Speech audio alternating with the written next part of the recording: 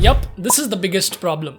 Do you have an answer to that question on the thumbnail you just tapped on? Yeah, it's confusing, I know. But that's what we're going to discuss today and probably get an answer to that question. So hey folks, this is Nishant. Here we talk about businesses, products, content creation and a bunch of other things. So if you're interested in any of these, make sure to stay longer on this channel if you like the style of these videos. If at any point you feel like subscribing, don't stop yourself, alright? So with these formalities aside, let's get straight into today's video. So this is where my most interest is. Products. So this one's going to be good, I guess. When products start, the seed of it is the idea.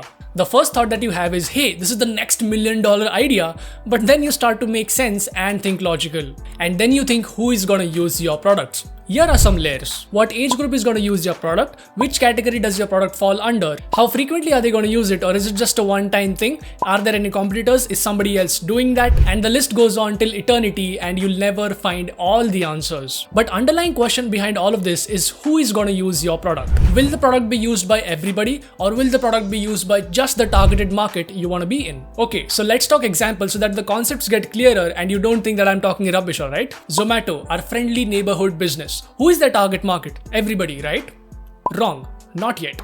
The target market of Zomato is youngsters who know how to use technology, and later when we get older, the target market of Zomato will be everybody. Though the app is easy and currently older people can also use it, but theoretically the youngsters are the target market. So we can say that this business has one filter that made us realize that the target market is youngsters. Now, this is the filter for Zomato. Now let's discuss more businesses who have more than one filter so that the concept gets even clearer. Cred. The target market of Cred is financially responsible people, and they wonderfully curated this group of people by setting a credit card limit of $750. Only if your credit card limit is $750 or above, you can use Cred. So here you get two filters. First, the people who have credit card, and second, who have a credit score above $750. The concept of filters can be applied to number of businesses, and probably that's your homework to analyze for more such products. So here's the thing, more the number of filters attached to an idea, the more niched you go. You either are an Instagram or Zomato, the massy, or you be the Cred, the niched. Now let me tell you some advantages or disadvantages the way you look at it, but here they are.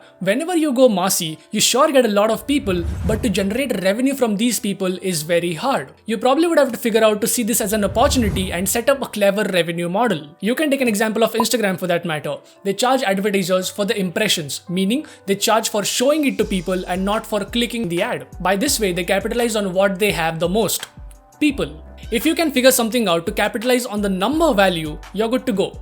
But remember, massy is expensive. I'll come to that later. Also, massy is a long-term play. You have to be involved for a long time to get value out of such a product. For that, you can again take example of Instagram or Zomato. They're into this for long time, and it took years for them to turn profitable. But the users keep on increasing to capitalize on them later. So win-win situation. Next, when you go niched, or let's say in a specific category, the people you want are already interested in what you're building. You don't have to convince them or educate them any extra compared to the massy. The user base is already curated. Just the need is to dig deeper and figure out a smarter way to reach to these group of people. This is also a long-term play because the number of users as compared to the massy will be less. So you need to make your user pay or use your product repeatedly and scale it by the side as well and increase the number of users. Now, why massy tech products are expensive to make? In this digital age, you have to pay for the number of people you get, and to reach to mass number of people, you have to pay more. And on top of that, the ratio of people noticing you to people using your product is pretty less. Comparing that to a niche product, you already have a user base interested in your product, and the ratio of people knowing you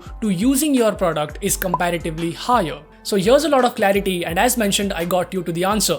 Probably you should pick yours depending on who you are. Today you heard about the concept of filters, the customer acquisition and the ratios for both as well. I hope it was conveyed in a simple way and you understood. If yes, you can tell me in the comments below whether it was easy to understand or shall I make it even more easier.